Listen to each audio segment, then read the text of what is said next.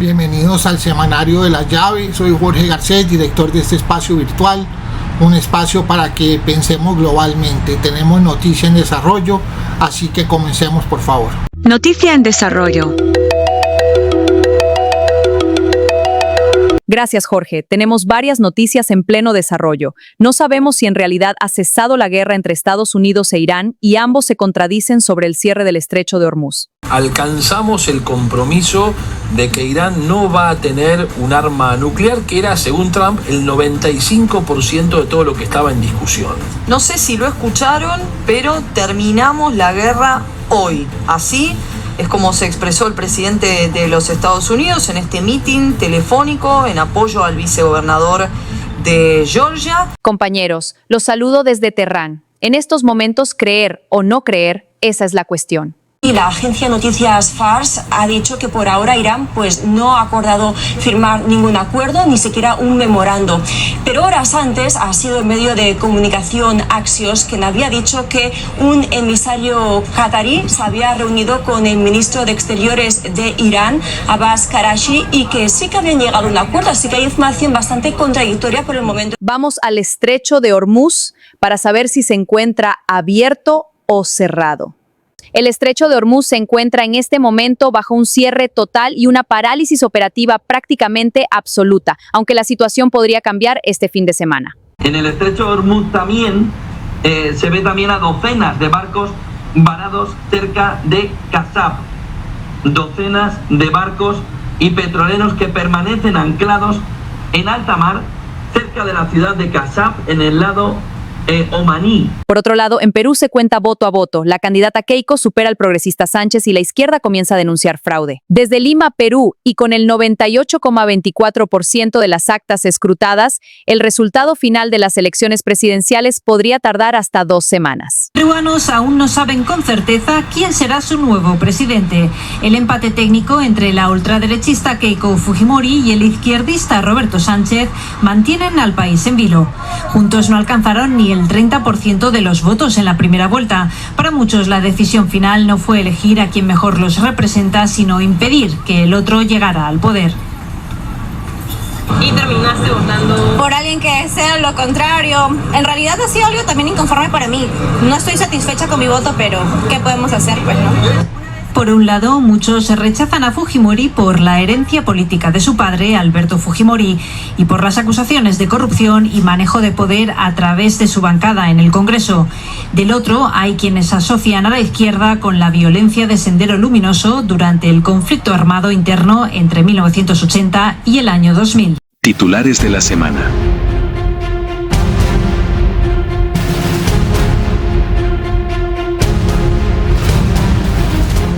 Masivas protestas en Albania por 2 megaproyectos turísticos de la familia Trump en zonas costeras que son protegidas. Armenia se aleja de Rusia y se alinea junto a Occidente y la Unión Europea. Putin ofrece reanudar el suministro de gas a Alemania a través de una de las líneas del gasoducto Nord Stream. Israel sigue bombardeando el sur de Beirut e Irán contraatacó a Tel Aviv con una fuerza nunca antes vista. Desde Tel Aviv para La Llave. Israel lleva 3.500 bombardeos al Líbano desde el cese al fuego pactado en abril. Sí, porque Israel ha empezado a bombardear esta madrugada distintos puntos de Irán como respuesta a los misiles que les lanzaron anoche. Fue en ese momento cuando Trump llamó a Netanyahu para pedirle contención en la respuesta, que no atacara en definitiva, según cuentan algunos medios, pero el ejército israelí lo hizo y en consecuencia Irán ha vuelto a replicar esta mañana con nuevas oleadas de misiles hacia Israel. Lo que quiere Irán es dejar claro que esos ataques continuos de Israel sobre el Líbano contra Hezbollah van a tener consecuencias y mientras tanto Netanyahu se está resistiendo a aplicar al pie de la letra las indicaciones de Trump para mostrar que conserva cierta autonomía. Irán contraatacó la costa central de Israel, equilibrando por primera vez el uso de la fuerza en el Medio Oriente. Desde Jerusalén para La Llave. Es posible que el intercambio de hostilidades en las últimas semanas se deba a que a Israel no le conviene que Estados Unidos llegue a un acuerdo con Irán. 2 meses después de la entrada en vigor del alto el fuego, las sirenas vuelven a sonar en los cielos de Tel Aviv y Jerusalén. Se trata de una segunda oleada de misiles lanzados este lunes por Teherán en cuestión de horas. Los guardianes de la revolución aseguran haber atacado 2 bases aéreas. Además, un misil fue lanzado desde Yemen por los rebeldes hutíes, aliados de Irán. Declaramos una prohibición total de la navegación del enemigo israelí en el Mar Rojo. Consideraremos cualquier movimiento del enemigo como un objetivo militar para nuestras Fuerzas Armadas. En represalia, la Fuerza Aérea Israelí informó que atacó infraestructuras energéticas iraníes. Las hostilidades entre ambos países comenzaron unas horas antes, cuando la República Islámica lanzó una andanada de misiles en represalia por los recientes bombardeos israelíes en los suburbios de Beirut. Israel respondió que se escucharon explosiones en Teherán y en las ciudades de Isfahan, Karaj y Tabriz. A pesar de ello, Irán asegura que continúa las negociaciones con Estados Unidos mediante la mediación de Pakistán, aunque advierte que estos ataques tendrán consecuencias. Lo que nos importa es que se establezca la responsabilidad de Estados Unidos como parte garante del alto el fuego del 8 de abril. Estos intercambios de ataques también reflejan las crecientes diferencias entre Israel y Estados Unidos. La noche del domingo, Donald Trump pidió al primer ministro israelí Benjamin Netanyahu que no respondiera a los misiles iraníes, mensaje reiterado este lunes. El presidente estadounidense ve con muy malos ojos una reanudación de las hostilidades entre ambos países, mientras intenta avanzar en sus negociaciones con Irán. Teherán exige el cese de las hostilidades en todos los frentes, incluido el Líbano, como condición previa para cualquier acuerdo. Masivas protestas en Albania debido a 2 megaproyectos de lujo de la familia Trump que afectarían 3 áreas protegidas en la ciudad costera de Vlore. El proyecto de la familia Trump se realizaría en la isla de Sasan, una isla deshabitada de 1.400 hectáreas en el mar Adriático y otro complejo en la zona costera al norte de Vlore. Aquí en esta plaza de la capital albanesa empiezan cada día estas protestas masivas que sacuden Albania desde hace casi 2 semanas. Son las mayores en décadas. Protestan contra un megaproyecto inmobiliario vinculado a la familia de Donald Trump. Unas manifestaciones que además entre sus protagonistas tienen a la generación Z. Estamos hablando de una tierra pública que está siendo entregada por nuestro primer ministro como si fuese un terreno privado. ¿Por qué ahora? Porque ha llegado la hora, porque no podemos más estar así. Queremos que las cosas cambien. Los jóvenes tienen además un símbolo, el flamenco. Esta ave protegida habita en el área natural donde Jared Kushner y Ivanka Trump planean construir un mega complejo hotelero para ultrarricos. Se han aliado además con un oligarca local y cuentan con el respaldo del primer ministro. Pero los jóvenes dicen que esto es un saqueo de sus tierras y la Fiscalía Anticorrupción ha abierto una investigación. Siempre dijimos que los jóvenes eran apáticos, que no les importaba su país. Pues aquí están, con peticiones concretas, con dignidad y sin dar un paso atrás. El gobierno local ha llegado a acusar a los manifestantes de estar infiltrados por agentes externos, pero la gente sigue saliendo a la calle y los manifestantes han incluso rechazado el apoyo de la oposición. De hecho, lo que piden ahora no es solo que se retire esa concesión, sino también que dimita el primer ministro y se cambie toda la clase política en Albania. Se suman así a una ola de indignación que está afectando a varios países de esta región. Armenia se distancia de Rusia y gira hacia Occidente para buscar nuevos socios comerciales y mayor seguridad. El punto de inflexión ocurrió tras los conflictos con Azerbaiyán, donde Armenia sintió que Rusia la dejó sola. A su vez, el Kremlin amenazó con suspender el suministro de gas y petróleo. En Ereván, un apretón de manos que simboliza una alianza entre el primer ministro armenio a la derecha y los líderes europeos. El acercamiento se confirma. Armenia puede convertirse en un centro neurálgico regional para las nuevas rutas comerciales mundiales, especialmente en el ámbito crucial de las materias primas esenciales, y Europa está dispuesta a apoyarles. El objetivo de los europeos, contrarrestar la influencia de Rusia, aliado histórico de Armenia y del que Ereván busca distanciarse. El punto de quiebre fue la inacción del Kremlin ante las ofensivas de Azerbaiyán en 2021 y 2022, y posteriormente durante la reconquista en Nagorno-Karabaj en 2023. Como resultado, Ereván se vuelve hacia Bruselas. El año pasado, el Parlamento armenio votó a favor de iniciar el proceso de adhesión a la Unión Europea, una decisión aplaudida por el presidente francés. Armenia ha tomado la decisión en cierto modo de la mayoría geopolítica de salir de este obstáculo y volverse hacia Europa. Nosotros los franceses no podemos hacer como si eso no existiera. Debemos aceptar esa elección y comprometernos con ella. Pero este giro irritó a Moscú. Esto debe quedar claro, hay que decirlo con honestidad y sin rodeos, como se suele decir, sin ambigüedades. Es imposible formar parte a la vez de la Unión Aduanera de la Unión Europea y de la Unión Económica Euroasiática. Otro problema es que Armenia sigue siendo muy dependiente, sobre todo en lo que respecta a sus infraestructuras energéticas, gestionadas en gran medida por empresas rusas. Moscú también mantiene una base militar en el país y podría ejercer presiones económicas. A pesar de estos riesgos, el actual gobierno armenio quiere seguir adelante con este acercamiento. Esto deberá confirmarse en las elecciones legislativas del próximo 7 de junio. En el más reciente Foro Económico Internacional de San Petersburgo se discutieron tendencias globales, se estrecharon lazos con mercados emergentes y se alcanzaron nuevos acuerdos comerciales. Los saludo desde San Petersburgo para La Llave. Les cuento que los países con mayor presencia empresarial fueron China, India, Turquía, Arabia Saudita y Emiratos Árabes Unidos. Reluciente y bajo estricta vigilancia. Así luce el centro de conferencias en las afueras de San Petersburgo. En el foro económico, el presidente ruso Vladimir Putin busca atraer inversores extranjeros para reactivar una economía golpeada por la guerra.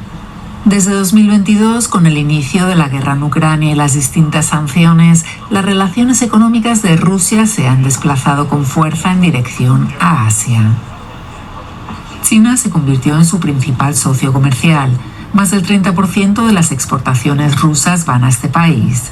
Le sigue India con más del 13%, país que sigue comprando petróleo ruso. En tercer lugar, Turquía, con alrededor del 10%. La Unión Europea, que antes era el principal socio de Rusia, cayó drásticamente. Según un análisis del Instituto de Viena para Estudios Económicos Internacionales, la participación europea en las exportaciones rusas bajó de casi el 50% antes de 2022 a apenas algo más del 6,5%.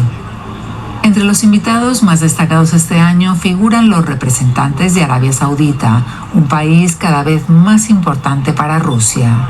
El presidente Vladimir Putin ofrece reanudar el suministro de gas a Alemania a través de una de las líneas del gasoducto Nord Stream que permanece intacta. Putin le ofrece gas a Alemania y Alemania lo necesita. El único condicionamiento es que Estados Unidos levante las sanciones que pesan sobre la tubería restante. Una línea del gasoducto todavía está intacta y puede funcionar, pero está bajo sanciones estadounidenses. Así que si el gobierno alemán llega a un acuerdo con sus socios, ellos pulsan el botón y el gas fluye. Puede pasar mañana, pero es una cuestión de soberanía para hacer un trato. O simplemente pulsar el botón sin preguntar a nadie. Los alemanes pueden decir a sus socios en Washington, lo siento, pero lo necesitamos. Bien, justamente aquí tenemos el mapa que muestra ese recorrido del Nord Stream desde Rusia hasta Alemania y que luego pues llega hacia toda Europa, que va por el fondo del mar Báltico y que une directamente a Rusia, con Alemania pasando por el norte de Polonia y el sur de Suecia. Al tocar tierras hermanas se conecta con la red interna de gas de Alemania, que lo distribuye, así como decíamos, al resto de Europa. Recordemos que contiene, o más bien que es un continente que al inicio de la guerra entre Rusia y Ucrania era altamente dependiente de este suministro de Rusia, que justamente esta fue una de las formas en las que le hizo la represalia a Moscú. Putin afirmó que Rusia podría suministrar hasta 28.000 millones de metros cúbicos al año, pero bajo la condición de una respuesta clara por parte de sus socios alemanes. Explicó que si no aceptan, le venderán esa misma cantidad a otro cliente. En todo esto también tenemos que recordar que Alemania ha tenido dificultades para recuperarse de la crisis energética provocada por el cierre de los gasoductos, que quedaron casi inútiles luego de las explosiones que mencionábamos hace unos segundos de septiembre de 2022, las cuales obligaron a Berlín a buscar desesperadamente fuentes de suministro alternativas. En ese momento Rusia había acusado a Ucrania de estar detrás del ataque, aunque Kiev ha negado repetidamente su implicación, y este fue uno de sus momentos en los cuales fue tensionante también en esos puntos de la guerra. El presidente chino Xi Jinping viajó a Corea del Norte después de casi 7 años. Los saludo desde Pyongyang para La Llave. En esta cumbre histórica, ambos líderes reafirmaron el Tratado Bilateral de Asistencia Defensiva Mutua y en áreas clave como el comercio, la tecnología y la agricultura. Con banderas de ambos países y una gran ceremonia en la Plaza Kim Il-sung, Corea del Norte recibió al presidente chino Xi Jinping por la primera vez en 7 años, en una visita oficial que busca reforzar una relación clave para ambos gobiernos. Durante su encuentro con Kim Jong-un, Xi Jinping destacó la cooperación bilateral entre Beijing y Pyongyang, en lo que calificó de nueva era. Estoy dispuesto a trabajar junto a usted, secretario general, para aprovechar esta visita como una oportunidad para fortalecer la planificación de alto nivel y la orientación estratégica de las relaciones entre China y la República Popular Democrática de Corea en la nueva era. La visita se produce en un momento en que China busca reafirmar su influencia sobre Corea del Norte, mientras Pyongyang fortaleció esos años su cooperación económica y militar con Rusia, hasta mandar soldados norcoreanos combatir en Ucrania. Kim Jong-un, acompañado de su hija, considerada como la posible heredera del líder, presentó el viaje de Xi Jinping como una demostración de la solidez de la alianza entre ambos países. Esta visita demuestra una vez más de manera clara que la República Popular Democrática de Corea y China siempre han estado del lado correcto de la historia, del lado de la autonomía y la justicia. Venezuela ha iniciado formalmente un proceso para reestructurar su deuda pública externa tras años de incumplimientos y de no pagarla. Así es, el objetivo de Venezuela es renegociar un pasivo total que ronda entre 150.000 y 170.000 millones de dólares para reinsertarse en los mercados financieros internacionales. Venezuela ha dado un paso decisivo para intentar salir del aislamiento financiero al anunciar la reestructuración de su deuda externa en déficit desde 2017. A través de la vicepresidencia económica, el gobierno aseguró que buscan cumplir con sus compromisos de manera sostenible, enfrentando una obligación que supere el 180% de su PIB. No obstante, a pesar de que el país no cuenta con las capacidades necesarias y que aún se desconoce el monto total de lo adeudado, el anuncio es visto como un intento por facilitar un proceso ordenado con los acreedores internacionales, tras años de parálisis bajo la gestión de Nicolás Maduro. Por su parte, el Fondo Monetario Internacional marcó distancia de inmediato, aclarando que no ha participado en este trámite ni ha recibido solicitudes de financiamiento, confirmando que solo está al tanto de la noticia hasta el momento. Con los acreedores expectantes y una economía que apenas intenta reconectarse con el sistema global, Venezuela inicia una renegociación que definirá si logra recuperar el flujo de capitales o si se hunde más en la crisis de impagos que arrastra por casi una década. Histórica inauguración de la Torre de Jesucristo, la estructura más alta de la Sagrada Familia, reuniendo a más de 120.000 personas en las calles de Barcelona. La inauguración de la Torre de Jesucristo la convierte en la iglesia más alta del mundo y coincidió con el centenario del fallecimiento de Gaudí. Barcelona vivió una noche para el recuerdo. Un espectacular castillo de fuegos artificiales iluminó la Sagrada Familia para celebrar la inauguración de la Torre de Jesucristo, la última gran aguja del templo diseñado por Antoni Gaudí. El Papa León XIV presidió una misa con motivo del centenario de la muerte del arquitecto catalán y durante la ceremonia el pontífice definió la basílica como una obra maestra de piedras, colores y luz. Miles de personas siguieron el acontecimiento desde los alrededores del templo. Más de 120.000 asistentes se congregaron en las calles de Barcelona para presenciar la celebración histórica. La inauguración sirvió también para rendir homenaje a Gaudí, que dedicó más de 40 años de su vida a la construcción de la Sagrada Familia, un proyecto iniciado en 1882 y que más de un siglo después sigue avanzando hacia su culminación. Con sus 172 metros y medio de altura, la nueva Torre de Jesucristo ha convertido a la Sagrada Familia en la iglesia más alta del mundo. Y el broche final llegó desde el cielo. Cientos de drones iluminaron la noche barcelonesa con figuras inspiradas en el legado de Gaudí y en la propia basílica, cerrando una celebración que acerca un poco más a la ciudad al sueño del arquitecto catalán.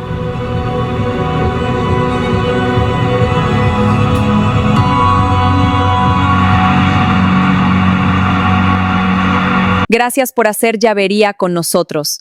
Feliz descanso y Jorge, tienes la palabra. Bueno, esto ha sido todo por esta semana. Les dejé una reflexión en programa layave.com y nos vemos dentro de 8 días con más temas de interés o antes si el mundo nos necesita.